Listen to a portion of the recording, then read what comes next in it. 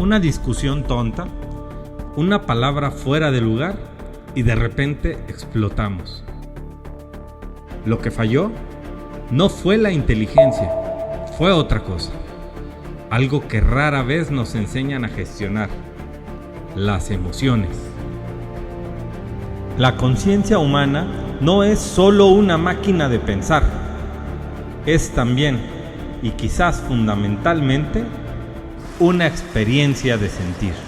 Educar la mente sin educar el corazón equivale a construir máquinas inteligentes, eficientes en la tarea, pero vacías en el propósito ético.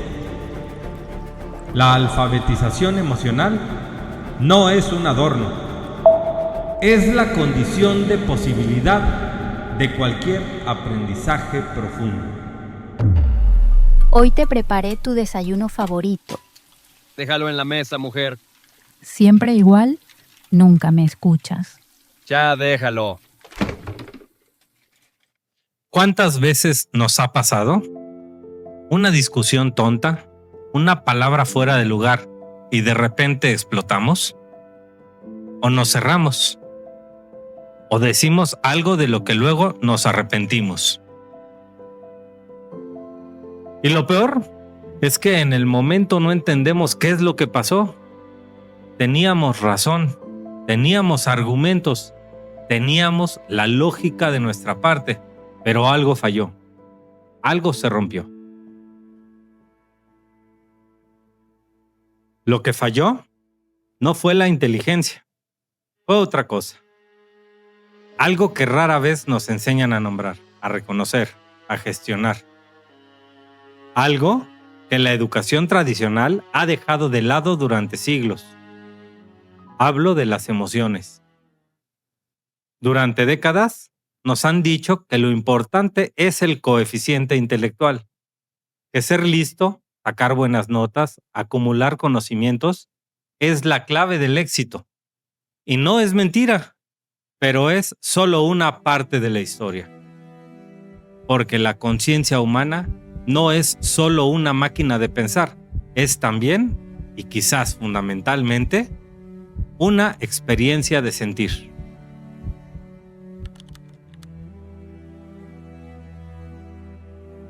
Mi nombre es Roberto Dávila y esto es Anamnesis, un espacio para recordar lo que somos, para pensar en tiempos de ruido.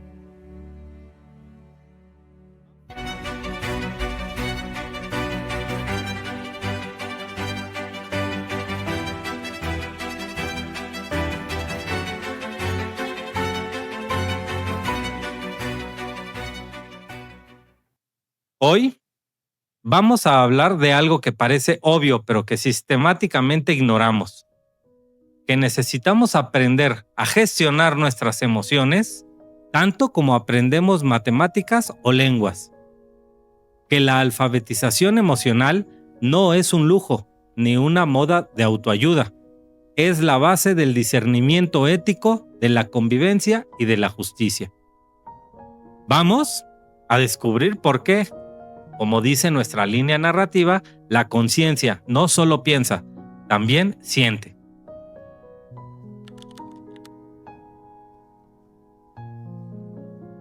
Para entender dónde estamos, tenemos que mirar atrás. Durante el siglo XX, la obsesión por medir la inteligencia llevó a la creación del famoso coeficiente intelectual. La premisa era muy sencilla. Si podemos cuantificar la inteligencia, podemos predecir quién triunfará en la vida. Y durante mucho tiempo funcionó, o eso creíamos.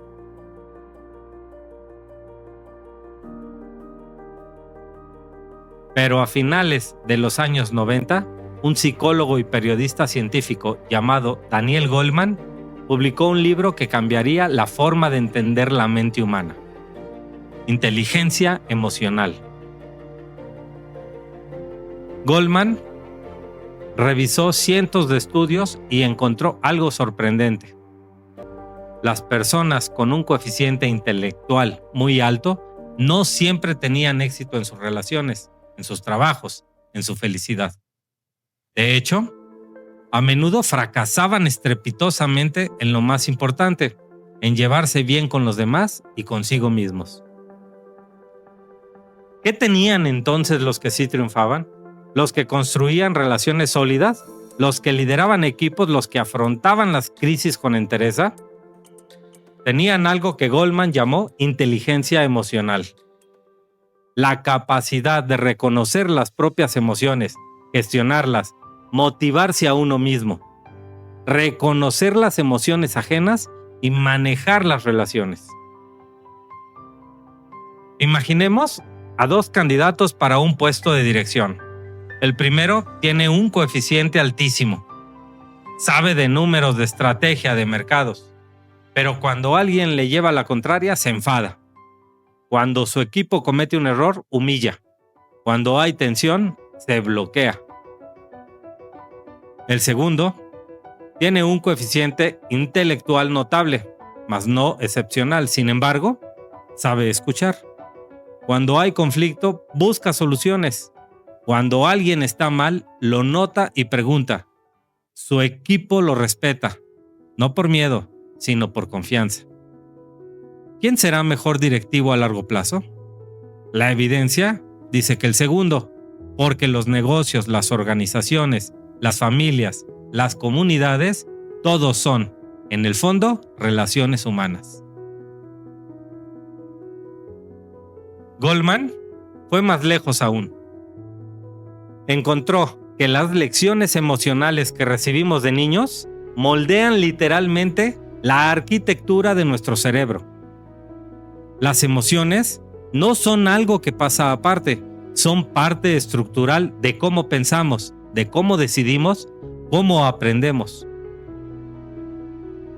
Un niño pequeño quiere un juguete y no lo consigue, grita, patalea. Si un adulto le ayuda a poner nombre a eso que siente, estás enfadado porque no has podido tener el juguete, ¿verdad? Y le ofrece una alternativa. El niño aprende que la frustración se puede gestionar. Si por el contrario, el adulto ignora el berrinche o castiga sin explicación, el niño aprende que sus emociones no importan o que son peligrosas, y eso queda grabado en su cerebro. Cuando la mente opera sin brújula de la emoción consciente, el conocimiento puede volverse estéril, incluso peligroso. Hay un fenómeno que podríamos llamar ceguera ilustrada. Personas con un altísimo nivel académico, con títulos y premios, que son incapaces de aplicar ese conocimiento para mitigar el sufrimiento ajeno. Gente brillante que justifica la injusticia, que no siente el dolor del otro, que construye argumentos racionales para la crueldad.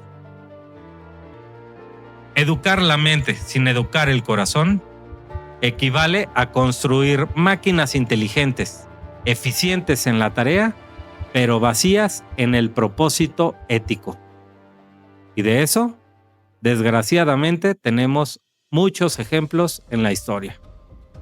Hago una pausa para agradecer al Instituto Renacimiento de Guanajuato por su valioso patrocinio, sin el cual no sería posible la grabación de este programa. Cabe aclarar que el Instituto Renacimiento de Guanajuato es una institución con la que comparto principios profundos y en la que tengo el honor de colaborar como director académico. En el Instituto Renacimiento, creemos que educar no es solo transmitir conocimiento, sino formar conciencia, formar personas capaces de convertirse en gestores de cambio en sus familias, en sus espacios de trabajo y en sus comunidades. Con programas desde bachillerato hasta maestrías debidamente registrados, mismos que están diseñados para quienes trabajan, el Instituto Renacimiento es un aliado para aquellos que buscan una educación con propósito, con valores y con sentido.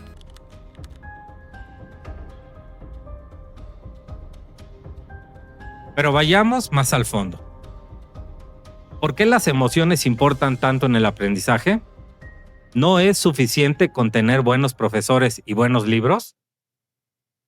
Para responder, tenemos que viajar a mediados del siglo XX. Y vamos a conocer a dos psicólogos fundamentales, Abraham Maslow y Carl Rogers. Maslow es famoso por su jerarquía de necesidades. Seguramente la han visto. Una pirámide donde en la base están las necesidades fisiológicas: comer, beber, dormir. Luego viene la seguridad. Posteriormente, la pertenencia. Después viene la estima. Y por último, en la cima, viene la autorrealización. Lo que mucha gente no sabe es que Maslow hablaba de prepotencia. Las necesidades inferiores dominan nuestra conciencia hasta que son satisfechas. Si tienes hambre, no puedes pensar en filosofía. Si tienes miedo, no puedes concentrarte en aprender. Imaginen a un estudiante que sufre acoso escolar. Llega a clase con miedo. Su sistema nervioso está en alerta constante, pendiente de la próxima humillación, de la próxima agresión. ¿Puede ese chico atender a la explicación del profesor sobre la guerra civil? No. Su cerebro está ocupado en sobrevivir emocionalmente. Los recursos cognitivos se desvían a la detención de amenazas. El aprendizaje profundo es imposible.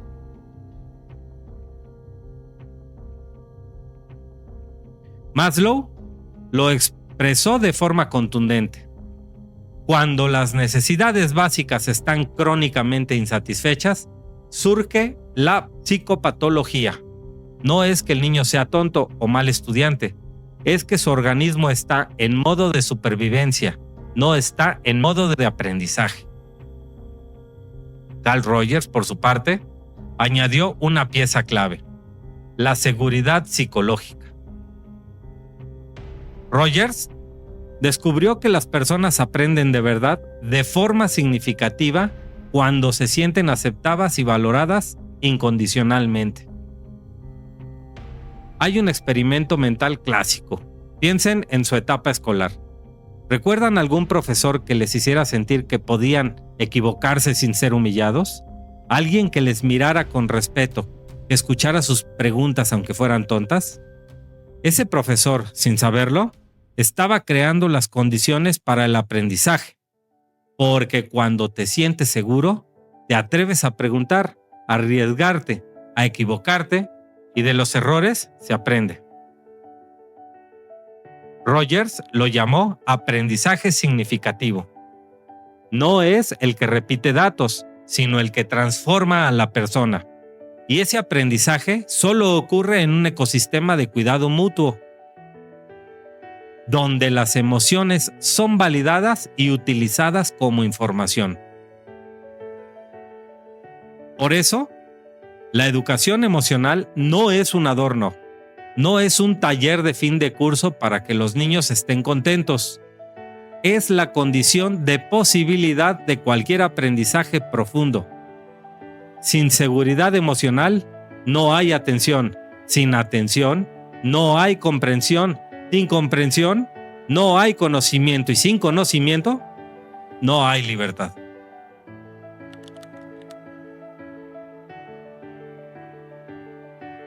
Y es así como llegamos al punto crucial de todo.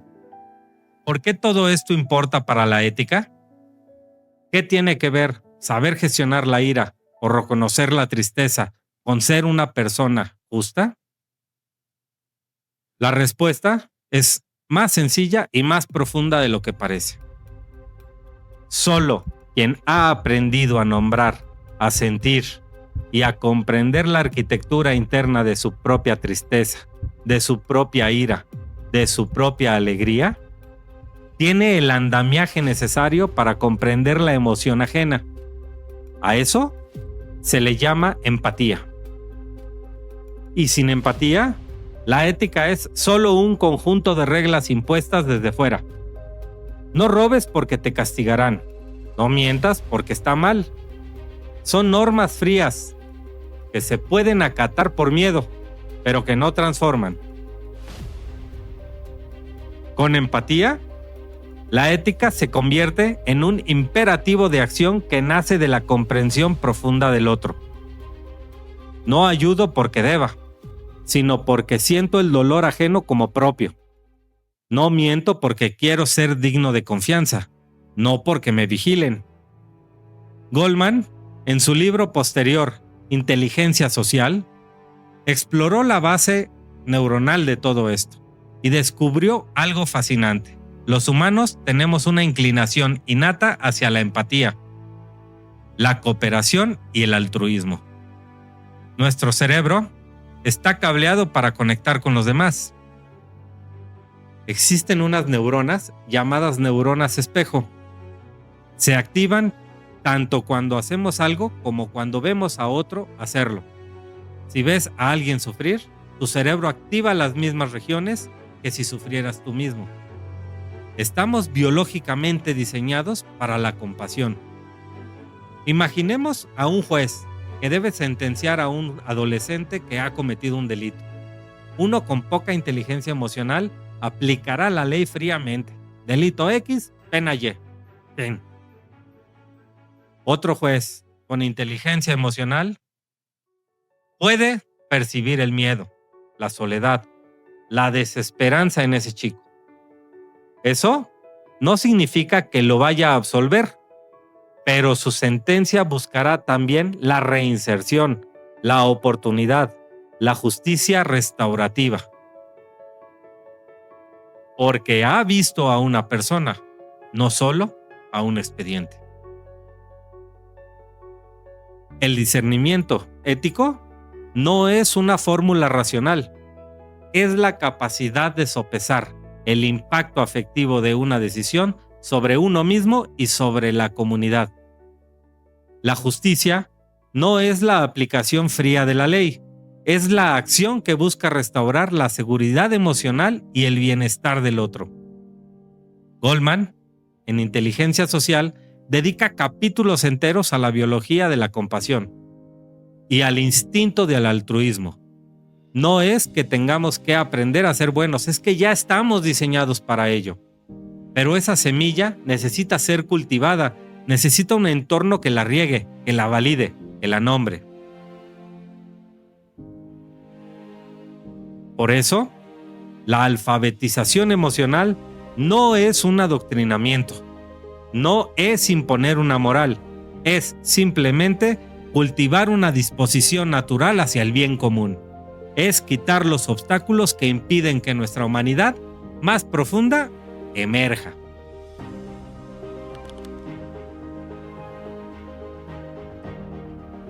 Y si todo esto es cierto, surge una pregunta. ¿Cómo es que la podemos cultivar? ¿Cómo educamos en inteligencia emocional? La respuesta no está en un manual ni en un examen. Está en 3 elementos fundamentales: el afecto, el ejemplo y el diálogo. Primero, el afecto. Un niño pequeño tiene una rabieta, patalea, llora, se tira al suelo. La reacción instintiva de muchos adultos es: para allá, o te castigo sin postre. Esa es una respuesta de autoridad, no de educación emocional. Otra forma es sentarse a su lado, esperar a que se calme un poco y decirle: entiendo que estés enfadado. Querías seguir jugando y toca irse. Es difícil, ¿verdad? Eso es validar la emoción. Y luego, cuando el niño se calma, se puede hablar con él. El afecto no es permisividad, es seguridad. Es decir, pase lo que pases, estoy aquí contigo. Y esa seguridad es la base para que el niño aprenda a gestionar sus emociones, no a reprimirlas. Segundo, el ejemplo. Imaginemos a un padre que pierde los papeles y grita a su hijo.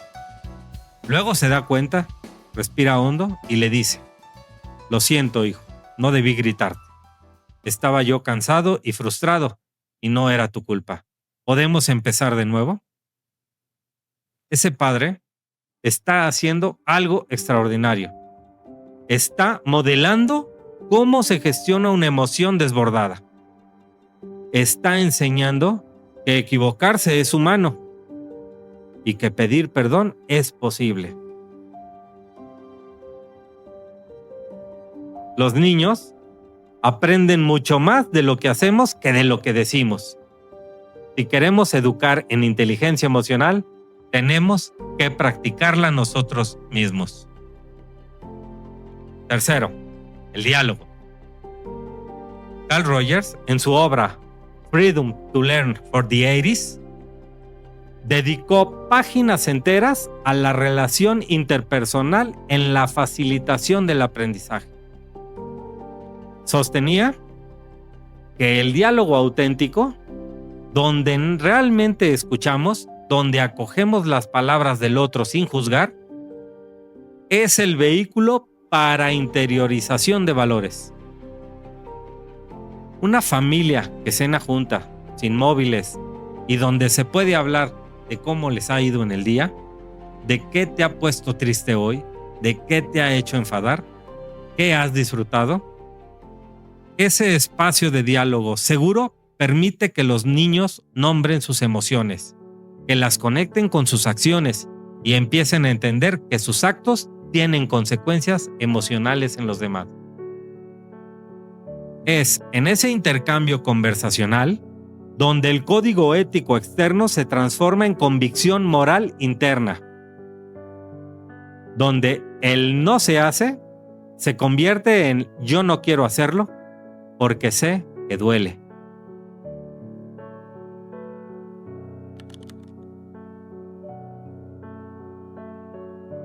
Ahora demos un paso más. ¿Qué es lo que ocurre cuando en una sociedad entera descuida la alfabetización emocional? ¿Qué es lo que pasa cuando educamos a generaciones de personas brillantes intelectualmente, pero analfabetas emocionales? Vemos las consecuencias a diario. Primero, la polarización e incapacidad de dialogar.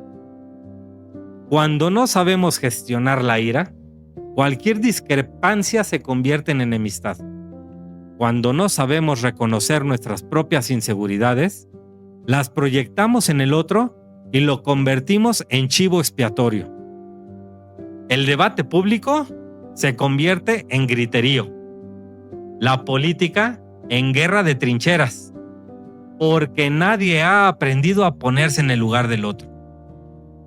Segundo, liderazgos vacíos o tóxicos. Un líder sin inteligencia emocional puede ser técnicamente brillante, pero destruirá equipos, generará sufrimiento, tomará decisiones que beneficien su ego a costa del bien común.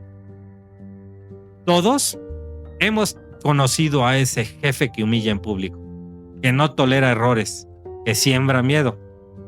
Ese jefe, a corto plazo, puede obtener resultados. A largo plazo, genera rotación, desmotivación y un clima tóxico que acaba afectando a toda la organización.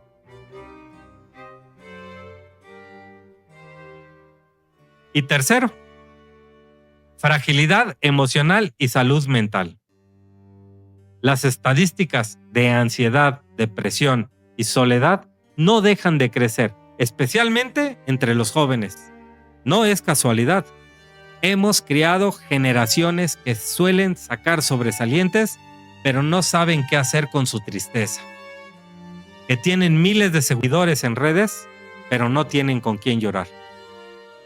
La alfabetización emocional no es una moda, es una cuestión de salud pública.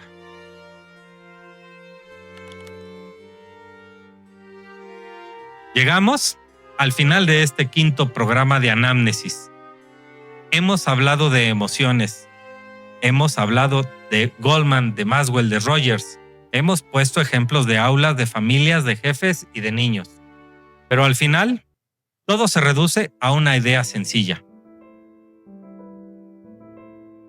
La conciencia humana no es solo una máquina de pensar, es también, y quizá sobre todo, un corazón que siente. Y cuando educamos solo la mente, formamos técnicos brillantes pero seres vacíos. Cuando educamos también el corazón, formamos personas capaces de justicia, de compasión, de verdadera humanidad. La alfabetización emocional es un imperativo pedagógico de nuestro tiempo, porque la capacidad de sentir, de empatizar, de regular nuestras emociones, no solo predice mejor nuestro bienestar individual, es, literalmente, la materia prima del ser ético. Educar la mente sin educar al corazón es la vía más rápida para construir la sociedad de individuos inteligentes y fríos, eficientes y solos.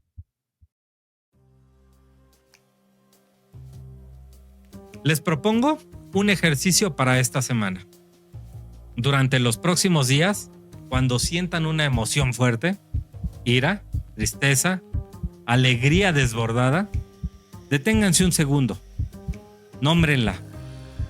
Díganse a ustedes mismos, esto que siento es ira, o esto es tristeza, o esto es emoción. Solo nómbrala sin juzgarla, sin intentar cambiarla.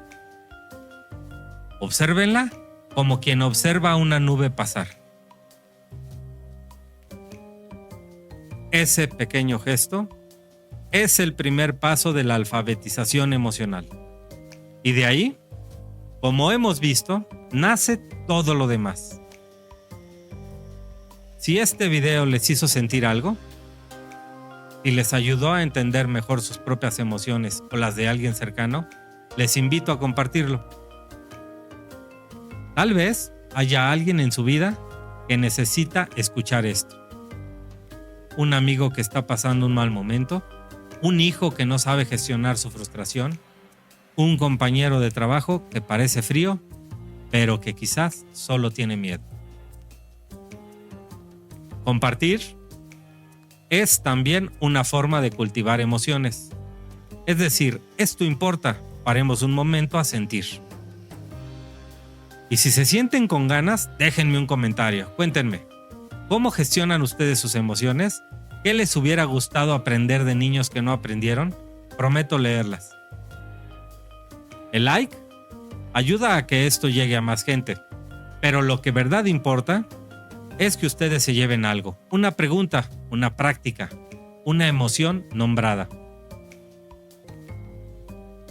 Yo soy Roberto Dávila. Esto es Anamnesis. Gracias por sentir conmigo. Gracias por pensar conmigo. Nos vemos en el próximo programa. Que sus emociones encuentren palabras.